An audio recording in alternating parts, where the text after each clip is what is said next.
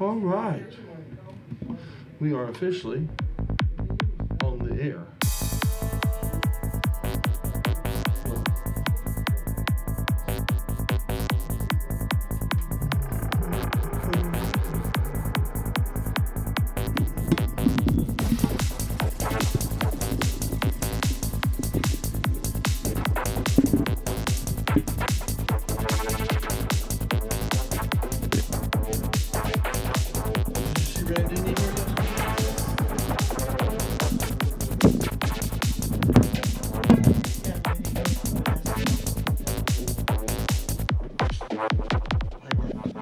Yes.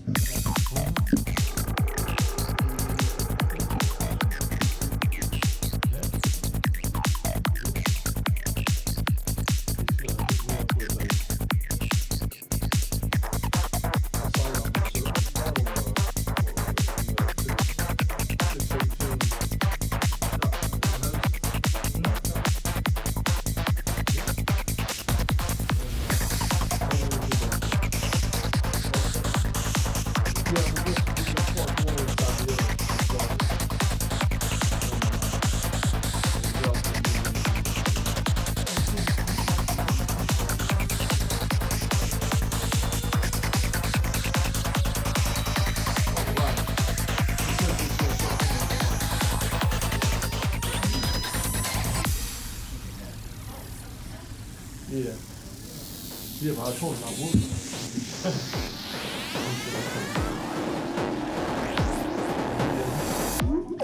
He was real happy here.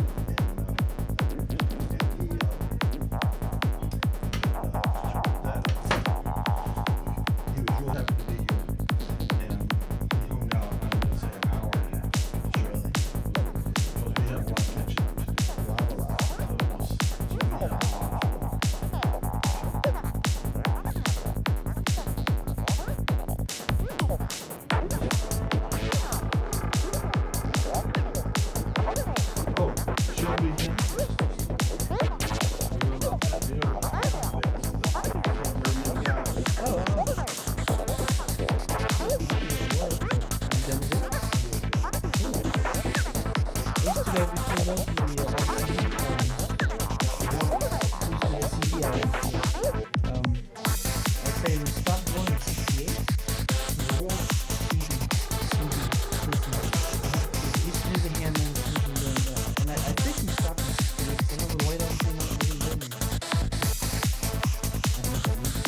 Well, you know, I was that way too in the 60s.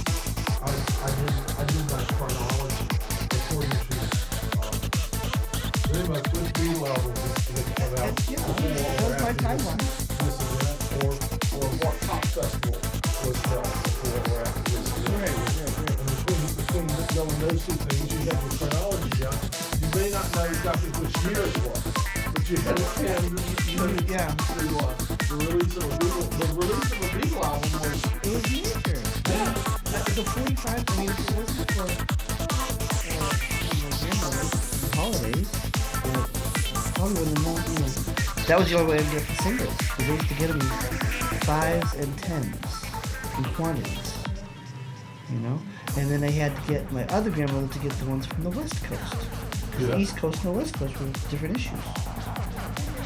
And then we had a store down the street from us that got all the imports from all over the world. So I had, I had to earn my tonsils. I had the first pressing of the German. I guess it was Please Please Me. Was that the first German release? What was it? No, it'd be My Bonnie. No, as an album. As an album? Yeah, I'll be Please Please Me. Yeah. Yeah. I had the first pressing German. Was it stereo or mono? Mono. Yeah. Of course. It sounded really good, didn't it? It sounded great. Very deep. And, all those Odeon records the scratchier it got, the better it sounded. Really? Yeah. Despite, I think it had deep grooves. You know the difference in mastering. You know, and more grooves per inch. Yeah, and how deep they were cut, and how much they were modulated. Yeah, right. And if they were deep, they could be modulated more. All these things. Well, the funny thing is that their vinyl back then was, I don't know, it was virginal, but I think it was more pure than like the 180 gram vinyl that's out. Was it? I think so, because they weren't as bendable, yet you could tell they were a little thicker, and they were nicely. I think maybe they just had slow machines. And you know. Oh, you mean the? You know, instead. Right. You know. The machines probably were slower. They may have even been hotter. I don't know. Probably were, because don't forget they had post-World War machines to run most of that stuff. That's right. And so they would have been massive, that's for sure. All the machines were massive, but as the older the record got and the scratchier and stuff and all, it maintained its sound quality, even though it was some surface noise on it, but that surface noise didn't make its way really down into the depths of the groove very bad. It was lighted on the edges, and but the record just always sounded superb. It's true. It's true. So, all right, welcome to the Mad Scientist Tea Party. I'm on the air. We're on the air. We're on the air. Let's see. I'll bring the music down some. Hello, we're on the air. Indeed, we are. Sibilance. Yeah. All right. Yeah, talk to me. Hey there. Oh yeah, we're just probably distorting and everything else. That's okay. Oh yeah. Then we can broadcast our professional lo-fi. Lo-fi. I'll actually be shooting pretty soon a set of videos for a group called Love Is All from Sweden. Right. And I'm all excited about them. Yeah. And they are a lo-fi band, so the more modulated they are, the more they want to hear it. They don't care about distortion. They love the distortion. I don't know they must have a great time doing their recordings, because it's just like lay a track down. I don't care at levels, whatever, just do it. But the thing is, they're on a label called What's Your Rupture through here in New York. Yeah. But they're in conjunction worldwide with Parlophone Records. Parlophone. I'm just all excited about that. I mean, I don't care if I'm good or not. I'm a Parlophone. Parlophone. Give me a break. I know. You're like me. You're like me. Just the name Parlophone I know. makes I'm you excited. happy. Yeah, it makes me happy too. I'm that way. Like way back. I remember I saw a friend of mine one time had a Parlophone belt buckle. Really? Yeah, it was something some of the guys, gave out to some of the record pushers or DJs or something. A Parlophone record, and I was so jealous. See, a Parlophone belt buckle. Can you imagine? I remember my grandmother. She was from Sicily, and she had all these things in lires. Everything was in lires. Yeah. But it's the same logo. So I was all excited about having Parlophone money. Parlophone. Yeah, Parlophone. It's a great label. I mean, it was a great label. Well, it still is. Even though EMI doesn't know how to handle it anymore.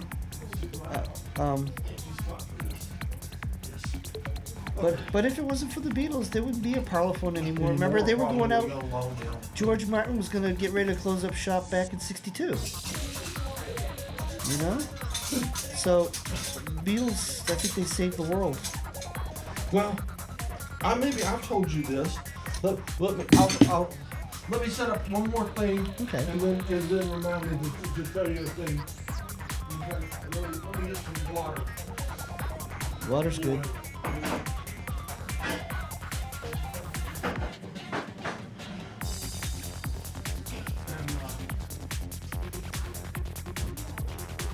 And then remind me to tell you about. Well, I'll tell you while I'm doing this. I saw, I believe it was on the History Channel, and maybe you've seen it. It's got Paul McCartney on it. It's got Putin on it. Oh yeah. It's got the head of the KGB is on it, and they're talking to people like Putin and like the head of the current head of the KGB. and they're saying what really broke communism. And they said that, they were saying, was it Reagan, was it this, was it that? Yeah. And Putin and the head of the KGB said, no, they said it was the Beatles. See? That brought and the point is, even while they're telling the story, they're loving it, because then each of them instantly went into telling the story of them of when they bought their first black market Beatle album. Did you see it? Have you seen it? Yeah, it's actually on that Red Square Yes. concert series. Yes. And the History Channel, to the concert. Arts and Entertainment put it out. Putin said he wasn't going to come to the concert, and guess what? He couldn't help himself. We knew he'd come, didn't we? But I mean, if Putin and the head of the KGB says that it was not Reagan, that it was the Beatles that brought That's communism pretty big. down. Yeah, I mean, it was all the fact that they were able to communicate throughout the world, Right. and they understood it, and they did both sides. That's right. They spoke to a generation, didn't they? Is that your fourth note? I'm all alone.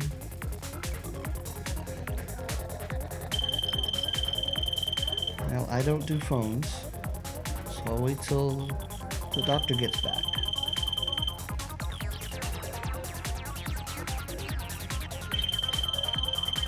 I might as well give my plug now.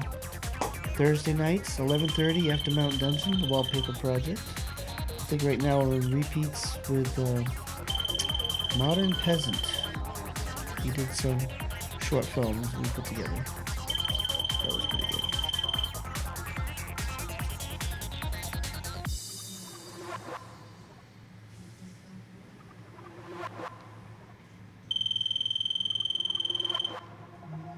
You know, somebody's got the number. I don't do phones, so you never know who it's gonna be. What's this? I don't know. It's a phone. Did you see that magic? Oh, you made it. No, you can make it stop in between rings. Off of Molly Guma.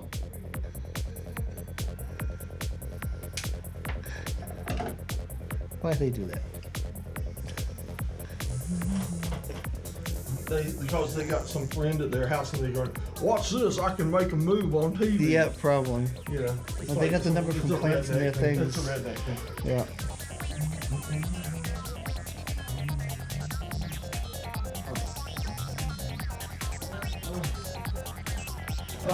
Yeah, I know. And it got hot again. I was loving the rain. Huh? The rain. Yeah. Rain. Rain. I don't mind. Yeah.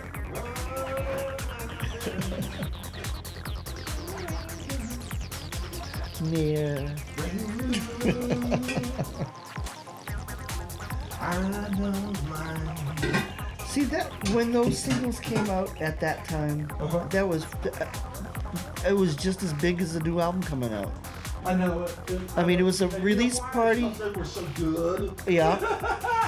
Yep. They were. Now I'm waiting for the third issue of those American versions of the CDs to come out. Capital Volume 3. The next 3 or 4 mono and stereo albums that were remastered for the American people. So, Well, see, they're gonna have to remaster all that stuff. well, they've already done 1 and 2, which is 8 albums there. I know, but they've not remastered them to Well, they get, 24-bit 96. right. Well, they've been doing it bits and pieces, but they keep finding rarities and false starts that had been in first issues that they want to include. And they can't really agree on, in the labs there, which ones they really want. Oh yeah. Because some of those were just so bad they were being vetoed by George Martin and whatnot in the first place. Well, yeah, but how about, what I really call a master is not necessarily going back to multi-tracks and things, but the original Track that was laid. the original mono master, the original what I call a mix master, and then the original stereo mix masters were good too. Well, the funny thing about the Beatles in particular is that they didn't do a stereo mix and then bring it down to one track. went the other way. They did a mono track and then they did a stereo track. They did double everything. So not even their performances were the same. It's not like they took, I mean, but in the United States they took Matrix copies and just to slap it down on vinyl. Mm-hmm.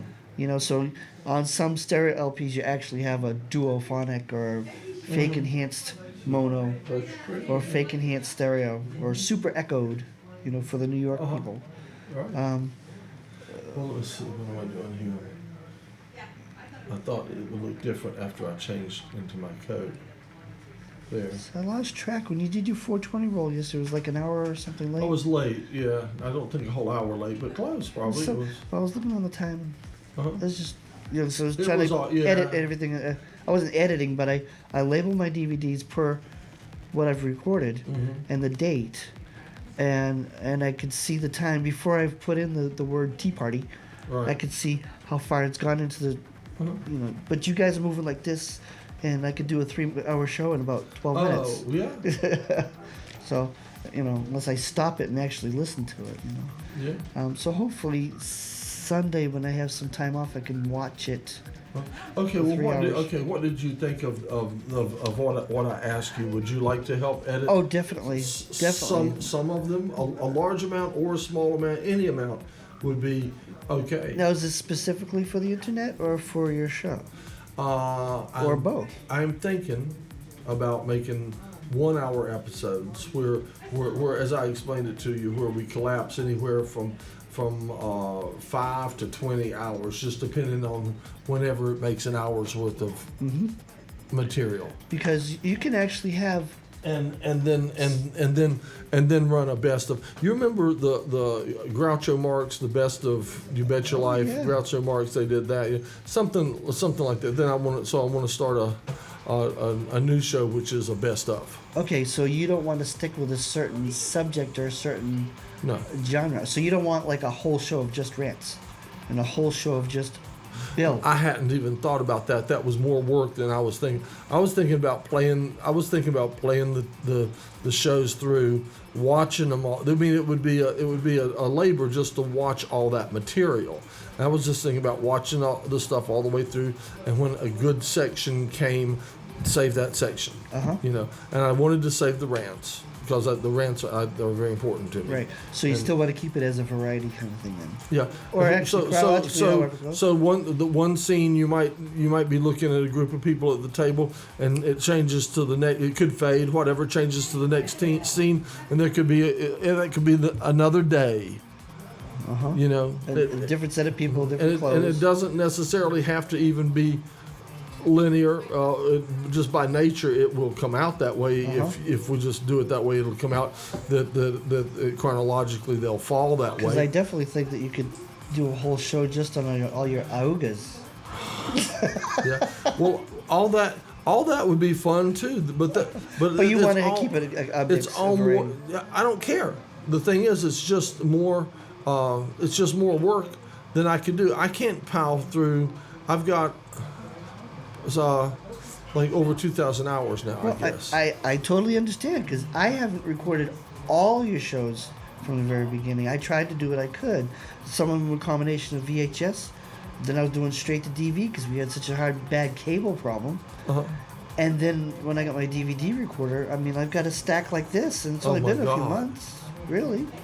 You've been recording all those things off the cable on DV all this time. Or when I was coming in. Uh-huh. No. I always monitor your shows, my shows, Mountain Dungeon, Pleasure Saucer, although there haven't been as many Pleasure Saucers as there have been Tea Right, Party. that's true. All the good stuff. All the good stuff. And I check out Ralph because there's a lot of places I'll never get to, and now, especially with the price of gas going up, I'll never be afford to get to. Right. So if he can enjoy it, I can enjoy him enjoying it. All right. And if he could sort of give a little more slips of where the good restaurants and donut places are along the way, then. All right. Well, let me get up and get back to some of my stuff here. Oh, guess what time it is? It's 4:20. Well, it's time. I got 4:18. It does here too. It's the time warp. Yes. It's a non-linear time warp. It's not even logarithmic. I can't figure it out. All right, let's see. Okay. Always like to do this.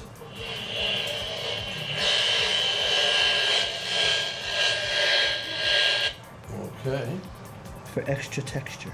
Yeah, exactly. Exactly, that's the important part. Now then, let's see how will we do this. Oh, that's nice. I will leave it like that for a moment. All right, pick a number from 1 to 16. Never mind, I've just got it. It's 4. There you go. We know That was the number I was gonna put. Wow. Wow. It was either that or 9, so. Wow. Well, now, too late now. Yeah. Sorry about that.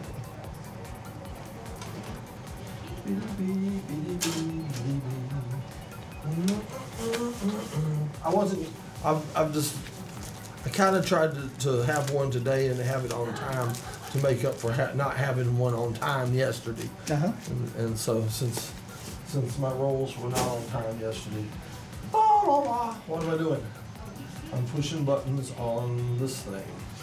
Oh, it's already happening. Happening. That's right. Okay, so I'll bring that up. Gotcha.